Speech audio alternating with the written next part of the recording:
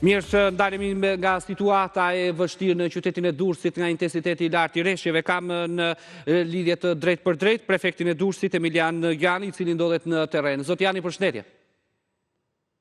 Përshëndetje. Ku ndodheni aktualisht? Në çfarë zone të qytetit? Tash neve aktualisht po shkojmë në zonën e Çurrinave, pasi intensiteti i rreshjeve të rëna gjatë gjithë mëngjesit, duke filluar rreth orës 5-6 të mëngjesit, shirat kanë filluar të mbrëm, por intensiteti nga ora 5-6 deri në orën 11-12 ka qenë mjaft i lartë dhe përpasoj ka rrëshqitur Kota e Vilës dhe zhbllokuar komplet rruga që të çon për Çurrila.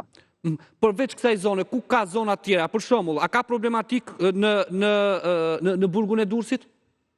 Po, ka problematik. Her pas here aty kemi kur ka shira me intensitet, duke pas parasysh se kuota e ndërtimit do ndërtesës së burgut është 9.0, aty kemi probleme gjithmonë me sasiera shiu, të cilat e bëjnë të pamundur aktivitetin normal të burgut, kështu që neve aty kemi marrë masat e duar, drejtoria e burgut bashkë me ministrinë përkatëse ka bërë spostimin e të dënuarve.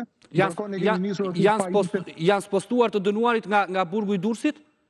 Kanë hyrë në katin e dytë, jo larguan institucioni, por kanë hyrë në katin e dytë, derisa situata të kthehet të normalitetit.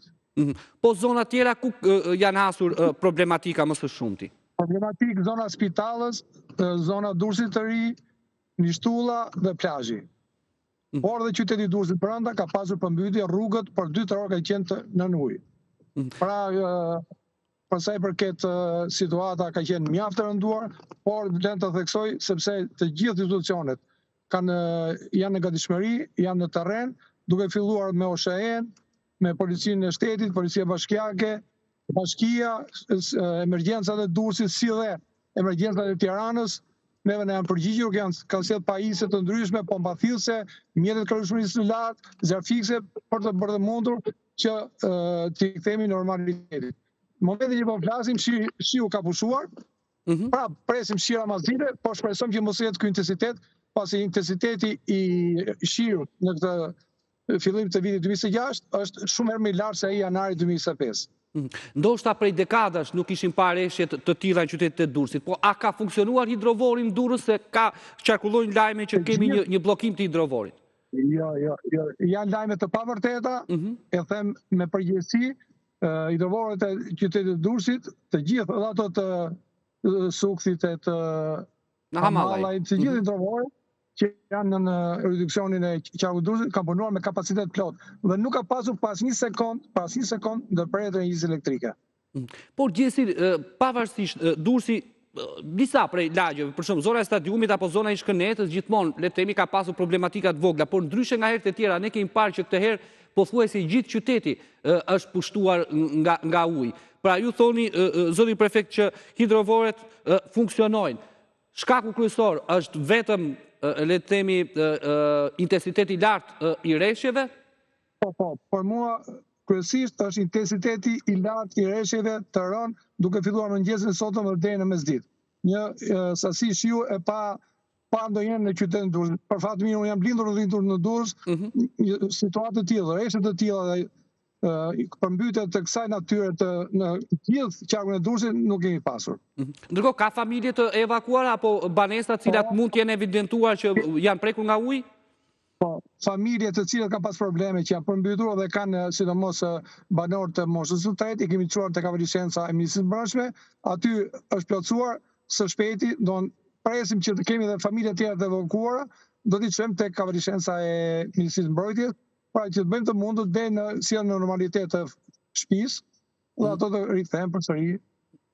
Për afërsisht, sepse ju jeni në terren, sigurisht që dëmet do evidentohen më vonë, ka banesa të shumta që janë prekur nga uji? Po, janë të shumta, janë, mos e japim shifra, se shifrat vijnë nga terreni, akoma nuk kemi informacione të sakta, por numri i familjeve të përmbytura në shumë zona, domethënë është jashtëzakonisht, kemi një numër të madh përmbytjesh, shpresojmë që t'i kthehemi sa më shpejt normalitetit dhe mos kemi përmbytje të kësaj natyre, pasi situatat e tilla rëndojnë shumë jetën e njeriut. Neve kemi shumë problematika të cilat neve i ndjekim hapa sapi, por edhe në mes qytetit të Durrësit kemi pas problematika përmbytje shtëpiash të cilat natyrisht nuk kanë kod nga rruga, por që i ka hyrë ujti në shtëpi, sikur ndonjëherë. E qartë. Ndërkohë, zoti Jani, se kemi dhe pamjet që vinë nga zona e Shkënetës, që janë pamjet e zona e Burgut. Pra, kemi vetëm, le të themi, problematik tek Burgu në Durrës, te kati i parë është futur ujë në katin e parë që është bërë spostimi dhe zhvendosja e të burgosëve në katin e dytë?